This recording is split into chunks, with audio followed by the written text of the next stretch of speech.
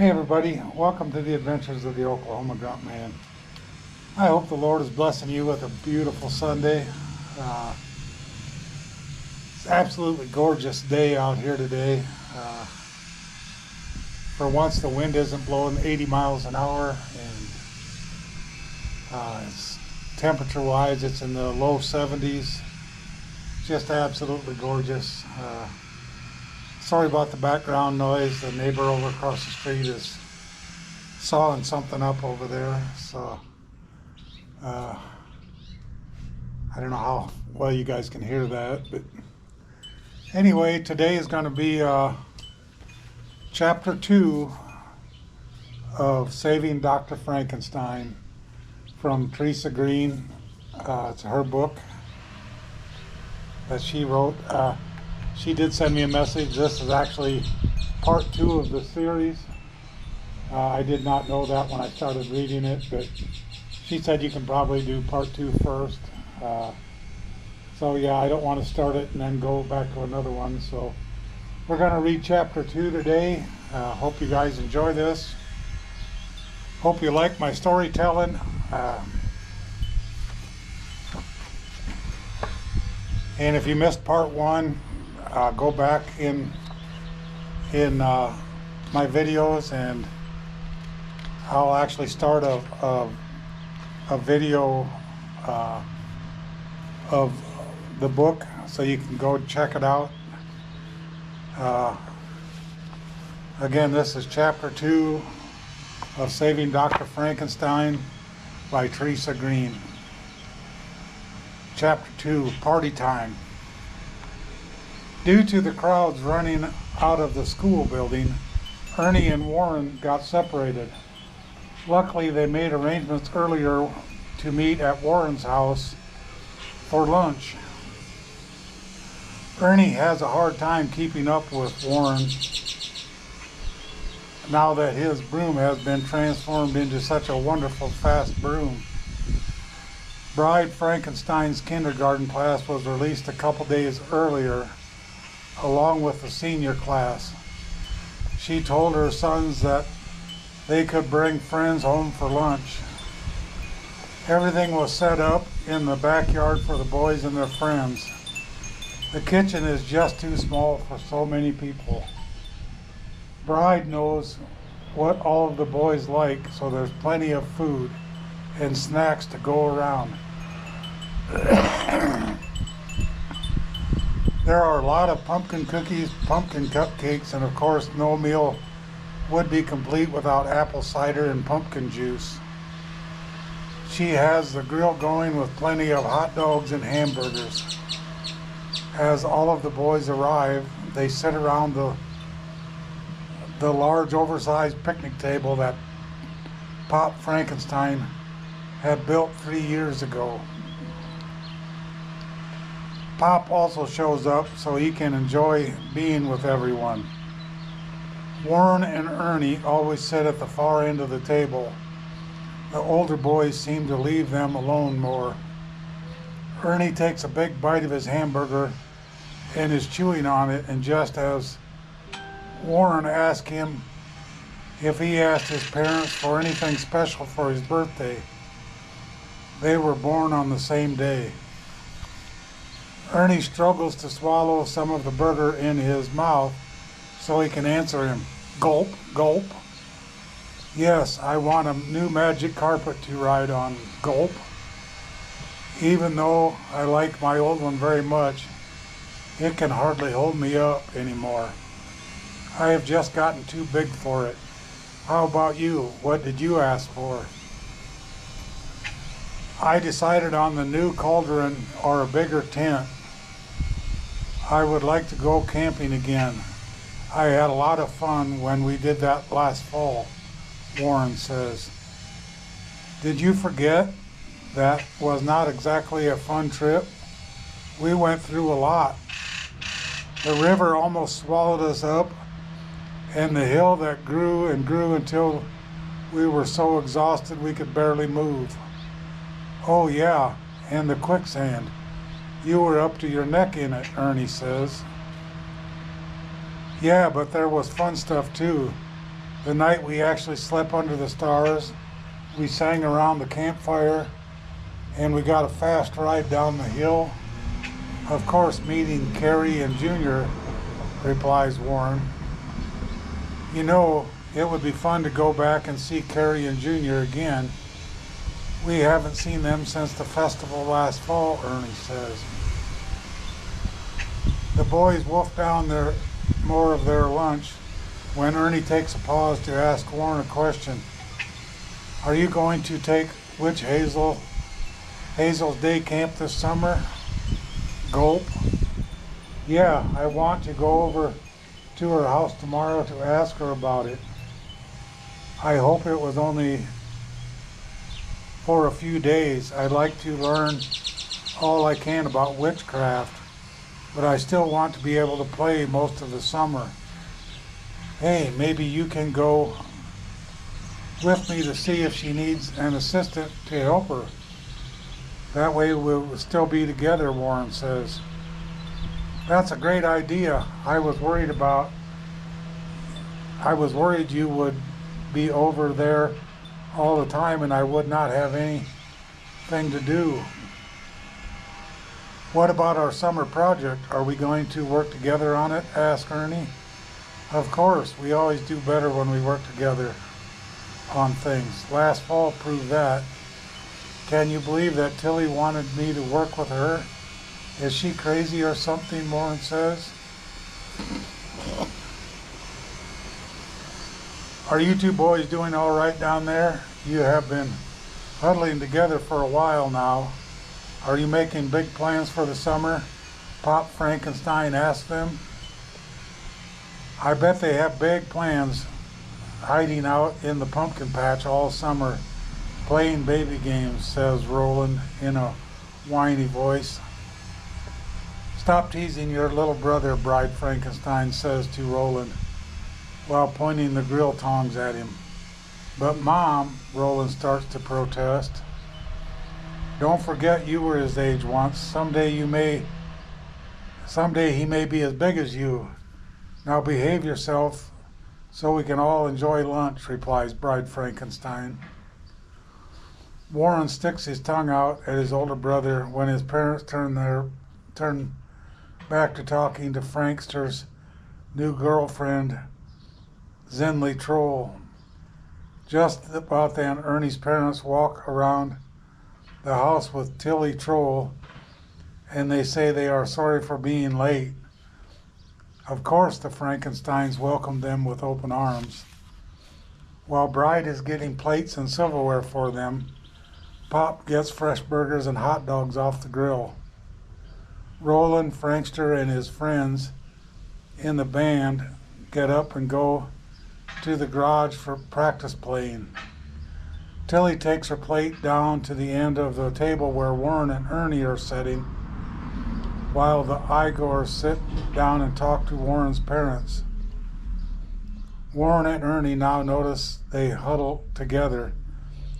They figure they are talking about birthday party that is in just 2 days. The boys excuse themselves and go up to Warren's room. Tilly follows them, carrying her plate. When Warren, Ernie, and Tilly get up to Warren's room, they get out some crayons and paper and start to draw. Warren turns around to Tilly and asks, "Why are you following us?" "Because I want to work on the summer project with you," Tilly replies. "What if we don't want to work with you?" replies Warren. "I think we could all win if we work together. I know you two will come up with something good, but I know how to present stuff. Remember, I got straight A's and I am the best student on the first floor," Tilly says. Maybe she can help us come up with something," Ernie says. Warren looks over at Ernie and then at Tilly and nods his head okay.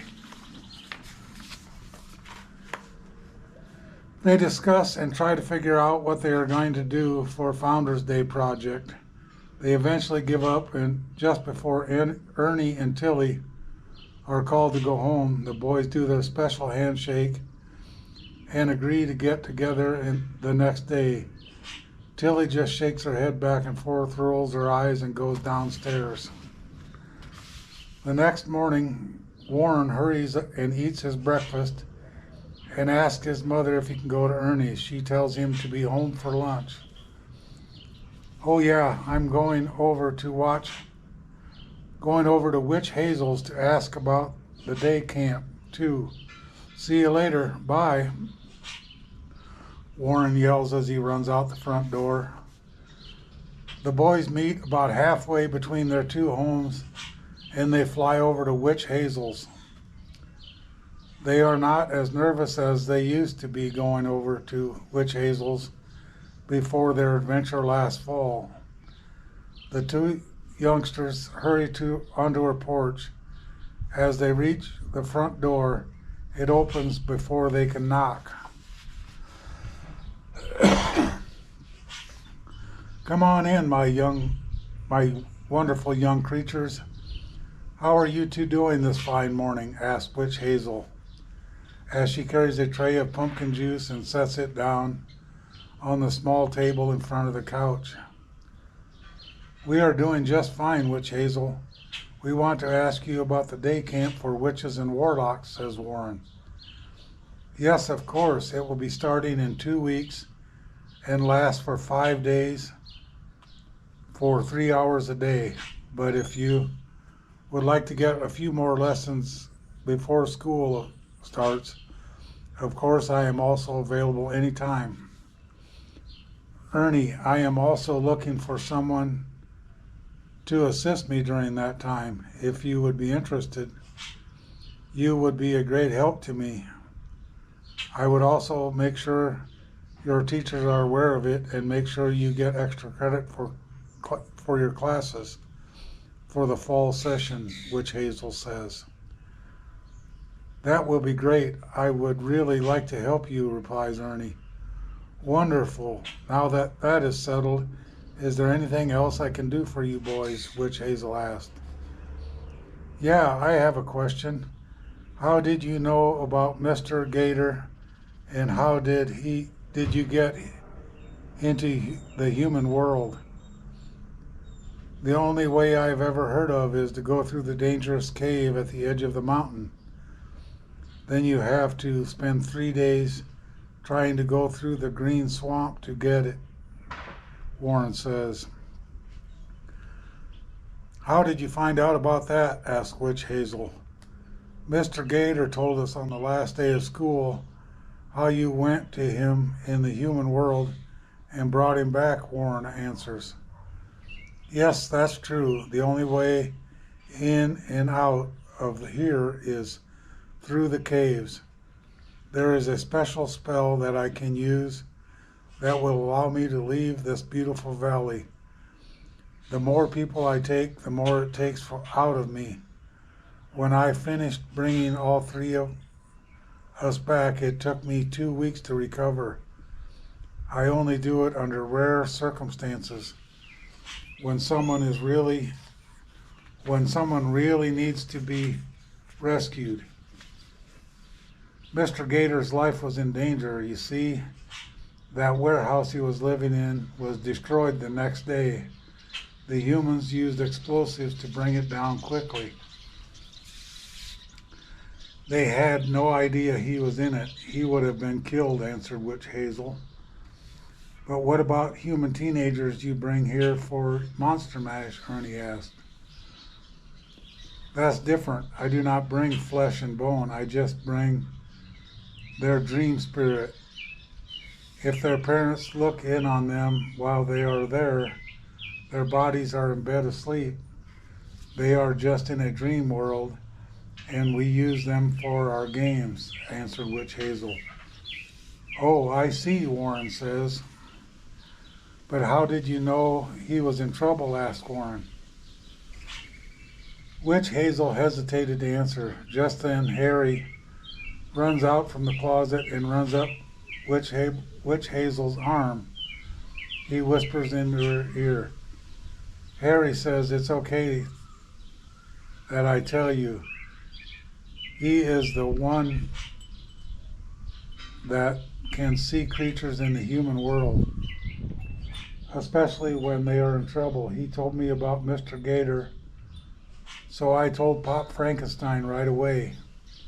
We left that evening and then brought him back. The Wolfgangs had just been married and had moved into their new home that way that they had built. Since Mr. Wolfgang's old house was vacant, we put Mr. Gator in it. The rest of the town filled it with supplies he would need and some furnishings. It's that first small shack near the stone bridge just outside of town. We tend to use that for newcomers until they can get themselves set up in a house that they prefer. Mr. Gator built himself a nice home near Titus Swamp Thing in the marsh on the edge of town. They are both happy with their homes and their location, Witch Hazel says. Wow, I didn't know all of that. Everyone has always just been here. Is everyone's story about the same? Ernie asked. Yes, pretty much. Some were able to fly in, like the Draculas and other vampire beings. They changed into bats, most of them other witches and warlocks, because they had brooms, were able to fly in too. A few I had to bring in with my spell. A small group of creatures found a pass through the mountains, but it has since closed up with several rock slides. It's now completely blocked. I think your grandfathers and their wives were the only ones to brave the caves. If we had to bring in any of the creatures now, I'm not sure if I would be able to use the spell again, replies Witch Hazel. Wow, I had no idea how difficult it was for everyone to get here, Warren says. How did you get here, Witch Hazel? Ernie asked. As you know, my broom was burned in my cabin. Harry and I found each other sometime after that. When he was about half grown, we found a small camp of creatures hiding in the swamp. Humans were tracking them. Harry started having dreams about this place. He led us through some dangerous mountains and showed all of us how to get here. As we made it through each narrow pass through the mountains, it would close in after us. Needless to say, when we reached the dark swamp, where it looks like night all of the time, the other creatures were not happy with him. They thought he had led us into more danger, and we were prepared for. I managed to get everyone to keep following Harry, even after 3 days of walking with very little sleep. It was such a struggle to get through the swamp. Getting through all of the growth and sogging ground was very difficult. Finally, we found this beautiful green valley. We all wanted to stop at the edge of the swamp. Some of the creatures wanted to start some type of settlement for us, but Harry said no. We must continue on. We did all agree to get some rest before we started out again, especially since we were not sure how many more days of travel there was to come. After another full day of walking, we found the Golden Rain Tree and set up a camp there. I believe you boys also camped at that site, Witch Hazel says. So that's why there were rocks already set up for a fire, Warren says. Yes, and we followed the pathway back that you had used to go find your broom. We crossed the river in several small boats, just like the one you used. The closer we got to the center of the valley, the more we could bring to see the tower in the distance of your grandfather had built. It wasn't long before grandfathers and their families met us in the large green valley and welcomed us with open arms. We were very afraid when we first saw them, but Harry knew that this is where we were supposed to be, our own little world made just for us. Of course, I was much younger witch at the time. I am not sure if I could make that journey again, Witch Hazel says. Wow, I had no idea how much all of the first creatures struggled to get here and what everyone went through. We have to come up with a Founders Day celebration item or an idea for a summer project. Do you have any ideas to help us? We haven't been able to come up with anything good, Warren says to Witch Hazel. Give it some time. I'm sure something will spark your imagination, answers Witch Hazel, just as the old grandfather clock in the hall strikes 12. Oh my, we had better hurry, Ernie. It's lunchtime. We don't want to get grounded the day before our birthdays. Since your mat is so slow, why don't you ride with me on my broom? We'll get home a lot faster, Ernie says. Okay, let's go, Ernie says. Thank you, Witch Hazel. Bye, the boys say together as they wave and run out the door.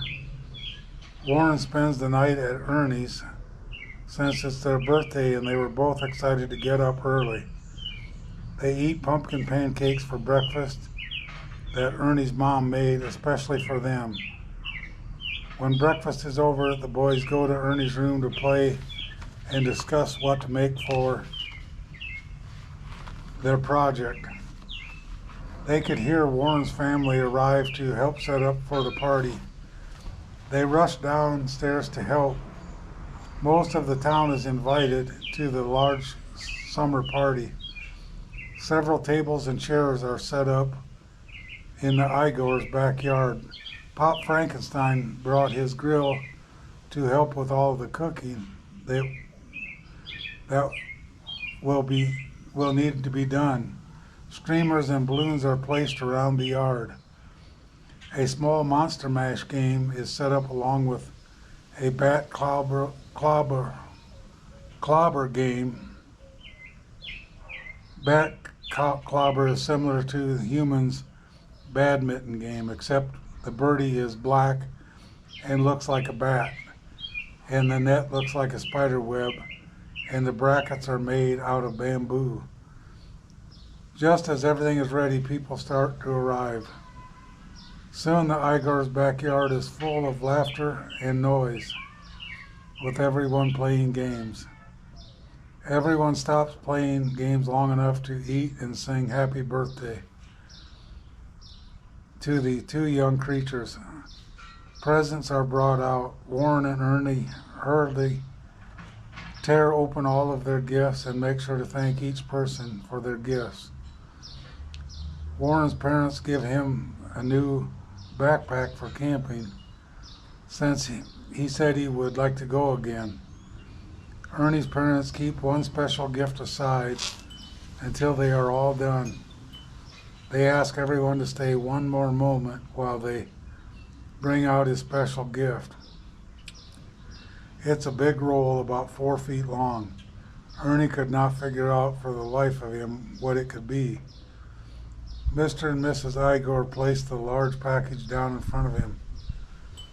Ernie just stares at it for a few moments when Warren speaks up. Open it already. Ernie starts ripping the paper off as fast as he can. Just as he rips the last piece of paper off it, the present almost explodes and rolls out into a beautiful flying magic carpet. It's blue and green with a beautiful design on it. Ernie lightly rubs his hand across the top carpet, hovering over the table. It's so soft, it's great. Thank you, Mom and Dad. Can I try it now, please? His parents have the biggest smile on their faces. Together they nod their heads yes. Ernie jumps up from the table. As he turns around to grab the carpet, it's already behind him. He walks away from the table a few feet, and the carpet follows him. Wow, this is great. I know it knows that I'm its owner. Yes, son, Mr. Tilley was able to get a magic carpet that would only respond to its owner. Wow, I can't believe it. Ernie exclaims as he jumps onto the carpet. He flies around the backyard a couple of times. Suddenly he stops and started offering to take some of the other children for a ride. His old kindergarten mat was way too small, but with his new carpet he can accommodate 3 children now. Ernie spent most of the afternoon giving children at his party rides on the magic carpet. This was by far the best birthday ever. And that's the end of chapter 2. Hope you guys enjoyed that. It's actually a pretty exciting book. And like I say, go watch my first video. And I'll start a video library of the book here. Saving Dr. Frankenstein, Chapter 2. Just love this book, and I want to thank Teresa Green again for sending me these books. And yeah, I just hope you guys enjoy this. Didn't have much else to do today on this Sunday, so I wanted to get Chapter 2 done for you. So God bless you guys. We'll talk to you later. Hey everybody, hope you had a wonderful Sunday. Hope you enjoy my story time with Teresa Green's book. Wasn't much going on here today on a Sunday, so just decided to read Chapter 2 out of the book. I want to thank Teresa Green again, and I want to thank everybody for all the support and love and comments and everything you guys show my channel. Definitely appreciate each and every one of you. I hope the Lord blessed you with a wonderful Sunday. It's really nice out here today. Had a beautiful day weather-wise. I actually did a couple of videos for my cooking channel, getting some more done up ahead. So that's kind of what I did. It was nice. The wind wasn't blowing, so I decided to go use the outdoor kitchen. And so, yeah, that worked out real good. Tomorrow morning is supposed to be nice, but we got the wind coming up in the afternoon. So I might go out and do something in the morning out there in the outdoor kitchen before the wind picks up. So yeah, there might be a breakfast video on there tomorrow. I'm not sure yet, but the more I get done ahead, it just makes it easier for that channel. So take advantage of the weather when I can. So God bless you guys. I love each and every one of you. And like I always say, treat everybody the way you want to be treated. Make this world a better place. Keep moving toward your goals, one step at a time. Be nice, be kind. Just always try to be the best person you can be. God bless you guys. I love you, and we'll talk to you tomorrow.